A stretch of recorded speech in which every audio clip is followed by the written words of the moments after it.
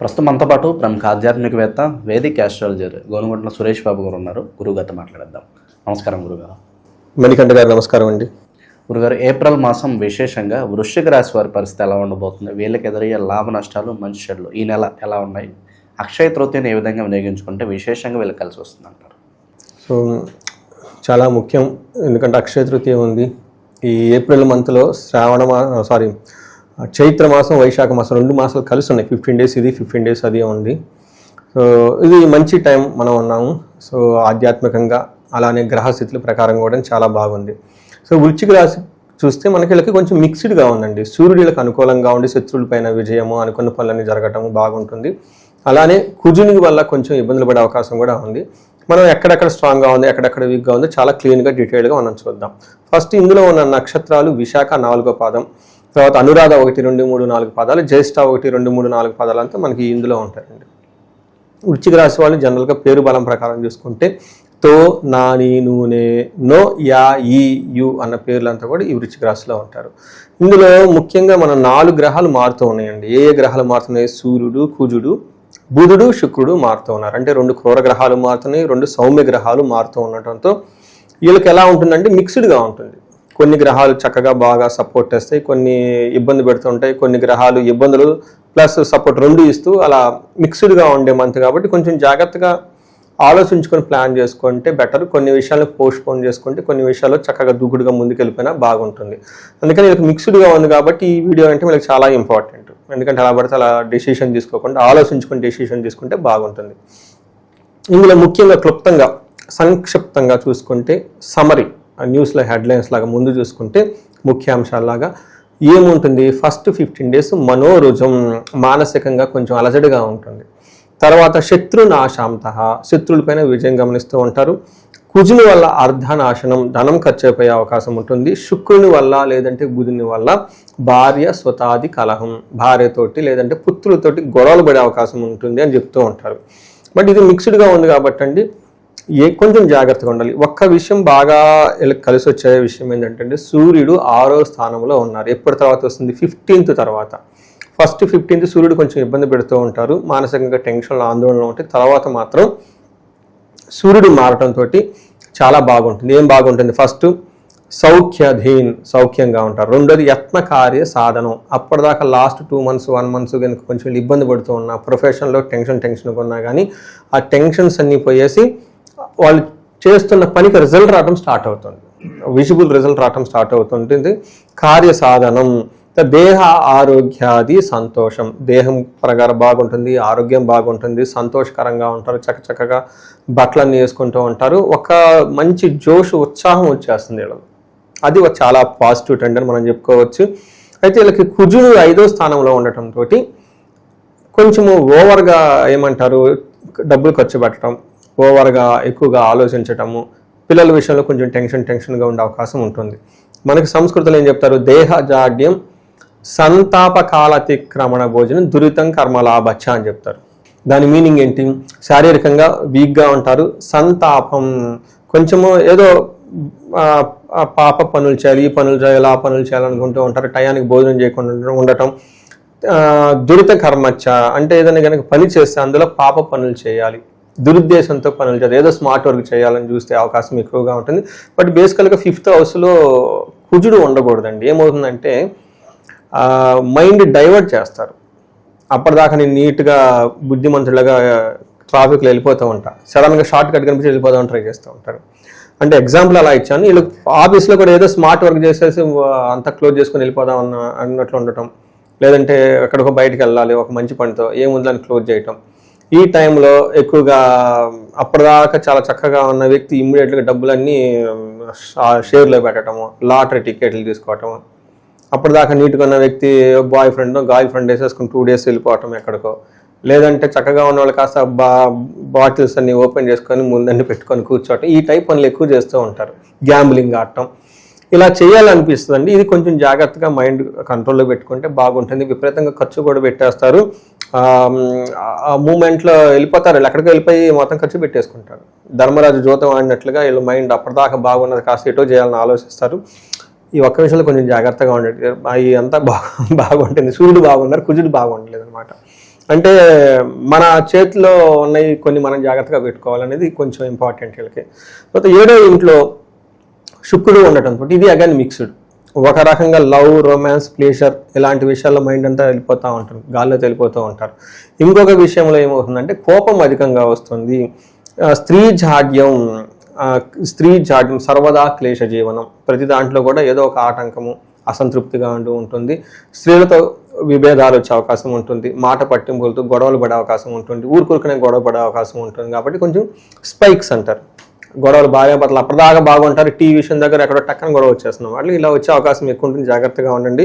ఇద్దరికి both ladies ఉంటే gents ద్వారా, జెంట్స్ ఉంటే లేడీస్ ద్వారా ఇది వచ్చే అవకాశం ఉంటుంది. విభేదాలు వచ్చే అవకాశం ఉంటుందని గమనించుకోవాలి.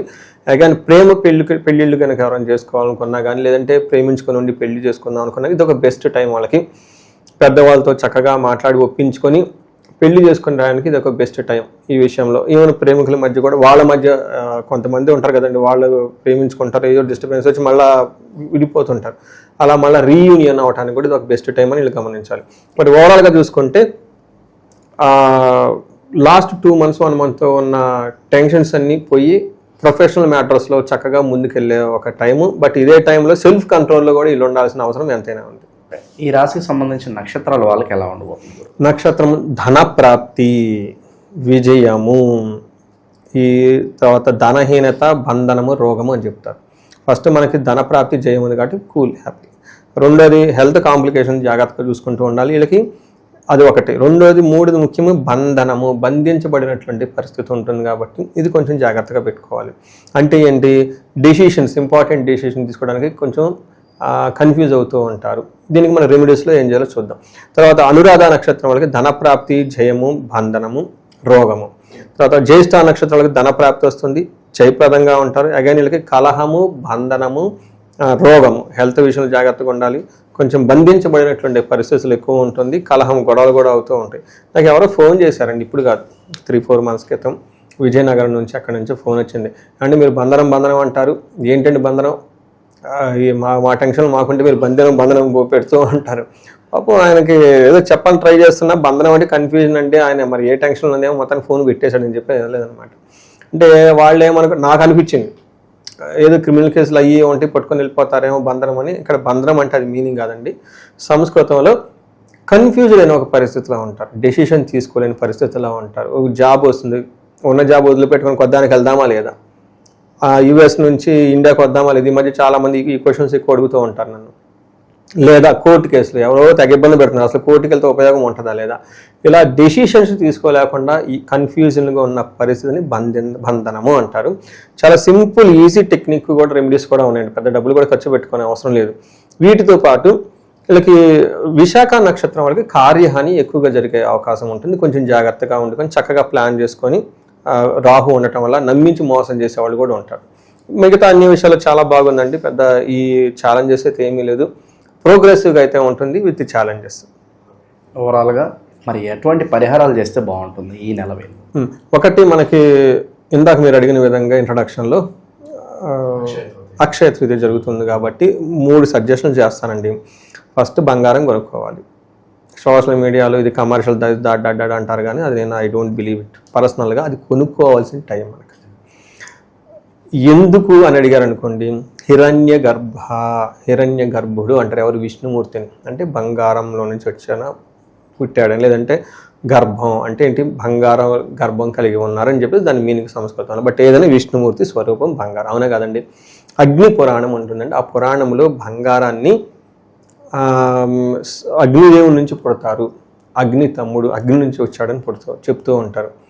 వీటితో పాటు నాకు బాగా అవన్నీ ఒకటే, నాకు పర్సనల్గా బాగా నచ్చింది ఏంటంటేనండి, శ్రీ సూక్తం అని ఉంటుంది. శ్రీ సూక్తం మనకి ఎక్కడ నుంచి ఉంటుంది, మనకి వేదంలో ఉంటుంది అన్నమాట. యజుర్వేదంలో ఉంటుంది, లేదంటే సామవేదం. ఈ వేదంలో నుంచి ఉన్న, యజుర్వేదంలో ఉన్న ఈ యొక్క శ్రీ సూక్తంలో అమ్మవారిని ఫస్ట్ స్టార్టింగ్లోనే ఏమంటారు, హిరణ్య వర్ణాం హరిణీం సువర్ణ రజత సజాం అని చెప్పేసి మంత్రాలో అమ్మవారిని మనం ఆ సూక్తంలో ఉంటుంది. ఇంకా చాలా చోట్ల కూడా అమ్మవారికి బంగార రంగులో ఉన్న అమ్మవారు, బంగార ఛాయతో మెరుస్తున్న అమ్మవారు, బంగారం లాంటి అమ్మవారు అని చెప్పేసి, స్వర్ణలక్ష్మి అని చెప్పేసి కూడా అమ్మవారిని స్వర్ణంతోనే లక్ష్మి అని మేము కూడా సపరేట్ పూజలు చేస్తూ ఉంటాం అనమాట.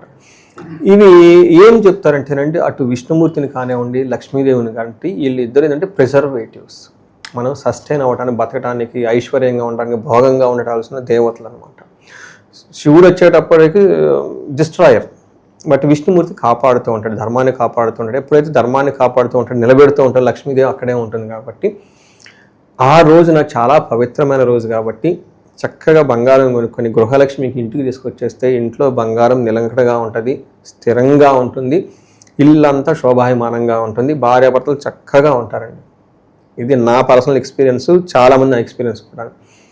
రెండోది ఇంకొక ముఖ్యమైన విషయం ఏంటంటే, ఈ టైంలో ఈ బంగారంతో పాటు ఇంటికి ఎవరైనా కనుక ఉదక కుంభదానం అని చెప్తారు. అంటే నీటితో కలిపిన ఒక చెంబుని కానీ పాత్రని కానీ ఆ పాత్రతో సహితంగా దానం చేస్తే కలిసి వస్తుంది. ఇది నేను ఒక టాప్ సీఈఓకి చేయించాను బెంగళూరులో. చాలా ఆనందపడిపోయింది. ఒక చిన్న వెరీ సింపుల్ అండి, ఒక చిన్న రాగి చెంబు తీసుకోవటం, పసుపు బొట్టు, కుంకుమ బొట్టు పెట్టుకోవటం, అందులో కొంచెం సుగంధభరితమైన ఏమైనా యాలకులు కానివ్వండి ఒకటి అందులో కలపటము, లేదంటే ఒక చిన్న బెల్లం ముక్కలాగా అందులో వేసేటం, ఆ పాత్ర లేదంటే ఆ చెంబు లేదంటే ఆ కలసం రూపంలో వాళ్ళకి బ్రాహ్మణులకు కానివ్వండి గుళ్ళో, లేదంటే వేదాలు చదివిన వాళ్ళు ఉంటారు, అలాంటి వేద పురుషులకు కానివ్వండి, సత్పురుషులకి, గురువులకి ఎవరికి ఇచ్చినా కానీ మంచి ఉద్దేశంతో ఇస్తే అనంతమైన పుణ్యం కలుగుతూ ఉంటుంది. ఆ పుణ్యం ఎప్పటికీ ఉంటుందని చెప్పేసి శాస్త్రాలు వివరించారు. నేను ఇది చెప్పడంతో వేరే వాళ్ళకి ఇంకా ఆల్టర్నేటివ్ ఏం చెప్పానంటే, ఇప్పుడు అది చాలా కష్టం అవుతుంది. చలివేంద్రాలు పెట్టాలి, మజ్జిగ ఇవ్వాలి, రకరకాలుగా అన్ని చేస్తూ ఉంటారు. అయితే బట్ అది ఇప్పుడు ఏమన్నా కాలమాన పరిస్థితుల ప్రకారం నీళ్లు అలా చలివేంద్రాలు పెడితే తాగేవాళ్ళు ఎవరు లేరు. ఎక్కడ ఏ కంటామినేట్ వస్తుందో, ఏ హాస్పిటల్కి వెళ్ళాలో, ఎందుకు అది 2000 3000 అని చెప్పేసి భయపడిపోతుంటారు. ఆ ఇన్సెక్యూరిటీ పోగొట్టడానికి చక్కగా ఒక బ్రాండెడ్ వాటర్ బాటిల్స్ 10 రూపాయలు దొరుకుతాయి అంటే ఇటు బాగా డిస్ట్రిబ్యూట్ చేసుకుంటూ వెళ్ళిపోతే చాలా బాగుంటుంది. అది కూడా ఉదక కుంభదానం కిందే వస్తుంది అనమాట. ఇప్పుడు మోడర్నైజ్డ్. ఇది చెప్పిన వెంటనే అమెరికా నుంచి ఒక లేడీ చేసేసి, ఏమంటే మీరు చెప్పిన ఇలా చేశానని ఒక మెసేజ్ పెట్టాను, చాలా ఆనందం వేసింది నాకు. అలా చక్కగా సింపుల్ రెమెడీస్ చేసుకుంటూ వెళ్ళిపోతూ ఉంటే ఈ వైశాఖ మాసంలో అందరూ అక్షయ తృతీయ రోజున మీరు కనుక చేయగలిగితే ఇంకా చాలా చాలా చాలా బెనిఫిట్ ఉంటుంది. మీరు చేసిన ఆ యొక్క పుణ్యం స్థిరంగా నిలబడిపోతుంది. ఎక్కడికి పోతుంది? 7 తరాలు మీ కుటుంబం, వాళ్ళ కుటుంబం, వాళ్ళ కుటుంబం, వాళ్ళ కుటుంబం 7 తరాలు ఉంటుందంట అలాంటి లక్ష్మీదేవి. వాటిని సద్వినియోగం చేసుకోవాలని చెప్పేసి మనం కోరుకుందామండి. వీళ్ళకి వృశ్చిక రాశి వాళ్ళకి మనం రాశి ఫలాలు కూడా హోల్ ఇయర్ కూడా చెప్పుకున్నాం అనమాట. వీళ్ళకి ప్రోగ్రెసివ్ ట్రాక్లో ఉన్నారు. అంటే 2-3 ఇయర్స్ బ్యాక్లో కంపేర్ చేస్తే లాస్ట్ ఇయర్ చాలా బాగున్నారు. లాస్ట్ ఇయర్తో కంపేర్ చేస్తే రేపు జూన్ తర్వాత ఇంకా బాగుంటారు. వీళ్ళకి ఇంకా ఏమైనా కనుక ఇండివిజువల్గా ప్రాబ్లమ్స్ ఉంటాయి, అంటే ఆదాయం అస్సలు లేదు, జాబ్ అస్సలు లేదు, పెళ్ళి కానే కావటం లేదు, ఇవి కాకుండా హెల్త్ కాంప్లికేషన్స్ ఉన్నాయి, లేదంటే కోర్టు గొడవలు ఉన్నాయి, రకరకాలు ఏదైనా కనుక హైలీ వాళ్ళు భరాయించలేని కనుక ప్రాబ్లం ఉంటే ఒక్కసారి ఇండివిజువల్గా జాతకం చూపించుకుంటే ఈ యొక్క గోచారంతో పాటు వాళ్ళ జాతకంలో దశలు, అంతర్దశలు, లేదంటే ఇంకా శాపాలు ఏమైనా ఉన్నాయా, లేదంటే గ్రహ దోషాలు ఏమైనా ఉన్నాయా మనకి కరెక్ట్గా తెలుసుకోవచ్చు. ఎందుకు అంటేనండి ఆ ఏజ్లో గ్రోత్ చాలా చక్కగా ఉండాలి. 35 to 45 మధ్యలో ఆగిపోతుంది. కారణం ఏమంటే మిడ్ లైఫ్ క్రైసిస్ అంటారు. మిడ్ లైఫ్ క్రైసిస్ అనేది దానికి మీనింగ్లెస్. మనకి శాస్త్రంలో ఏం చెప్తారంటే దోషాలు ఒక్కొక్క ఏజ్లో బాలారిష్టాలు చిన్నపిల్లల్లో ఉంటాయి, వివాహానికి సంబంధించిన ఆ ఏజ్లోనే ఉంటాయి. ఎప్పుడైతే గ్రోత్ ప్రోగ్రెస్లో ఉంటుందో 40+ 3-4 ఇయర్స్ అటు ఇటు పెట్టుకుంటే శాపాలు యాక్టివేట్ అవుతాయి. ఏ శాపాలు? పితృశాపం, మాతృశాపం, స్త్రీ శాపం, గురు శాపం, బ్రహ్మశాపం, సర్పశాపం, ఇలా 11 రకాల శాపాలు ఉంటాయి అనమాట. శని శాపం కూడా ఉంటుంది. శని కూడా శపిస్తాడు అనమాట. శని శాపం ఎవరికైతే ఉంటుందో వాళ్ళకి జాబే రాదు లైఫ్లో. చాలామంది జెంట్స్ని చూస్తాం, జాబ్లో ఉండడం వాళ్ళు ఉంటారు. చాలామంది లేడీస్ బాగా చదువుకొని ఉంటారు, జాబ్ చేయలేరు. ఎందుకంటే శని శాపం అంటే అలా జరుగుతూ ఉంటుంది అనమాట. కర్మాశాపం అంటారు దాన్ని అనమాట. అలా వాళ్ళ యొక్క గ్రహణ శాపం కొంతమంది, ఇలా రకరకాల శాపాలు ఉంటాయి. అవన్నీ తెలుసుకొని వాటికి చిన్న చిన్న రెమెడీస్ చేసుకుంటే మళ్ళా లైఫ్ అనేది స్మూత్గా వెళ్ళిపోతుంది. మనకి ఏమంటే మన లైఫ్ వెళ్ళిపోతూ ఉంటుందండి. కాకపోతే మనం చేసే కర్మల వల్ల వాటి వల్ల అప్స్ అండ్ డౌన్స్ ఉంటుంది. అవి సరి చేసుకుంటే చక్కగా లైఫ్ ముందుకు వెళ్ళిపోవచ్చు. ఈ రాశి వాళ్ళు ఏమంటేనండి ఇప్పుడు ఎగ్జామ్స్ కూడా జరుగుతున్నాయి కాబట్టి ఇంకా ఎగ్జామ్స్లో బాగా రావాలనుకున్నా కానివ్వండి, వాళ్ళకి మేధా దక్షిణామూర్తి హోమము, జపం ఇవన్నీ చేయించుకుంటుంటే చాలా బాగుంటుంది. ఈ రాశి వాళ్ళు అష్టైశ్వర్యాలతో ఉండాలి, భోగభాగ్యాలతో ఉండాలి, చక్కగా ఉండాలని చెప్పేసి మనం కోరుకుందామండి.